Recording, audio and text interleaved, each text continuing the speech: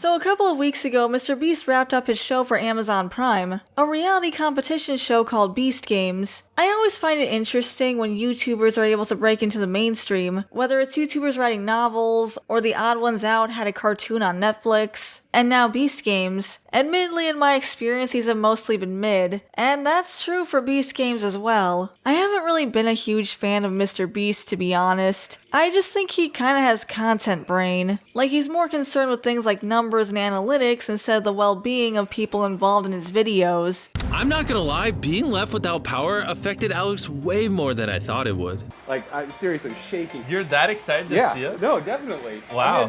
I had no idea that not visiting Sean for 30 days would affect him this much. A lot of his challenges will involve things like isolation, among other harmful practices, like isolating a guy in a house for extended periods of time, and then bombarding him with noise pollution by firing off a bunch of fireworks, or randomly dismantling parts of the house. I understand these are challenges, but they do have major psychological effects on people. There was also a video where they isolate 2 people in a room for 100 days. They give them their money up front, and every 10 days MrBeast tries to convince them to spend that money. At first it's things like luxuries like a private chef, but then halfway through the challenge he offers them the ability to see their families, for a price. Alright, so the offer for day 50 is $20,000 for the both of you to see your family. And it's the girl's mom's birthday. You want to be with your mom on her birthday? You're gonna have to pay me. That's pretty messed up. At least he brought out a cake for the mom. That's nice, I guess. And the same thing was true for Beast Games. It seemed like his motivation behind this reality show was being the biggest and the best, even though bigger doesn't always mean better. But he was really concerned with breaking as many records as he could. The most contestants, the most money given away, the most money spent. And now there's a class action lawsuit against him because he was so preoccupied with numbers and analytics that he didn't bother to make sure that these people were being taken care of. There are reports of people being denied food, medicine, and hygiene products.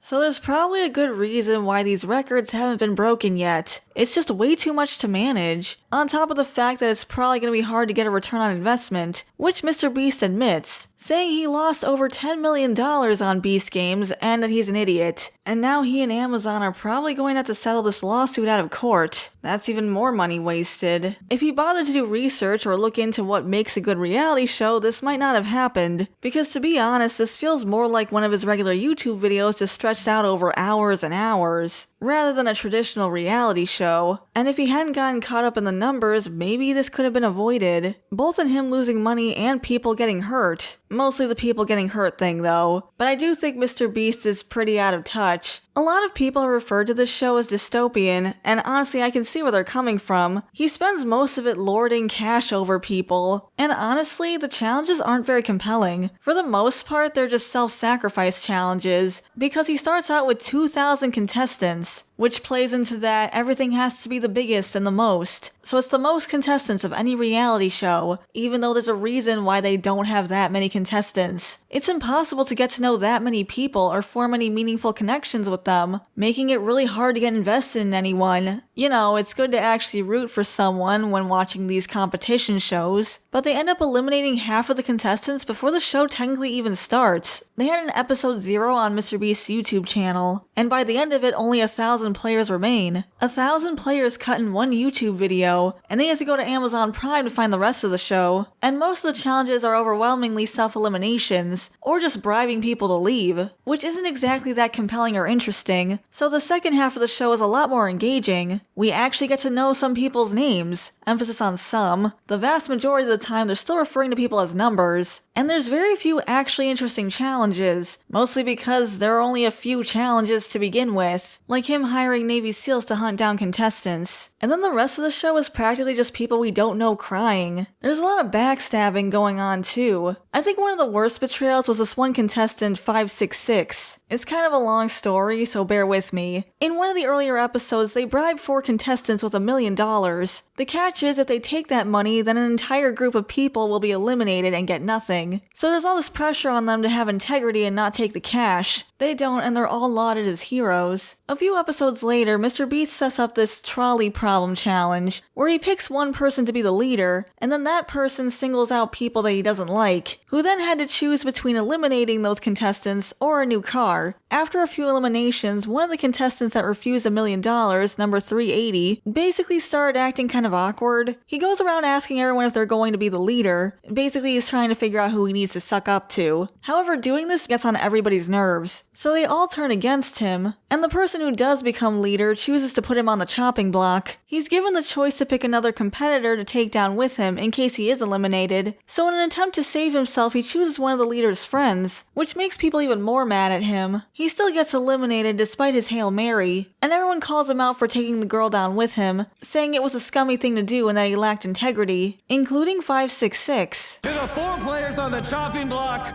do you have any last words? Dino, I have a lot of respect for you, but I think you chose Jazz as bait, and that's a thing to do. Dino, I respect you as a player, but I do not respect your last move, bro. You should have chosen someone that you knew and that you confide in. I'm sorry, Dino, that's just the way I feel. You chose her to save yourself, and it contradicts what you did before. Exactly. Hope that doesn't end up being hypocritical. So the next challenge involves them splitting $1 million 10 ways. Everyone has the opportunity to take as much as they want, including the entire thing if they choose, but they all collectively decide the best thing to do is to split it fairly, so everyone gets 100 grand. The first girl goes up and takes her fair share, 10%, but then the next guy screws it all up by taking more than that, $223,000, and it's not even a good reason like he needs to pay off his debts. He just says that he chose that number because his birthday is February 23rd. In retrospect, maybe eliminating the guy who turned down $1 million wasn't the best idea. But to add insult to injury, the next guy is 566, and when he sees the person in front of him took more than his fair share, he decides to do the same thing, taking $650,000, leaving everyone else with just $27K, despite going on and on about integrity and giving the other guy so much grief. What a hypocrite. They give him grief afterwards, which is deserved, but honestly, they don't give the guy who broke the chain to begin with enough grief. I do appreciate that 831 called him out at least. This is also the guy who went on to win the whole thing. I was just really surprised,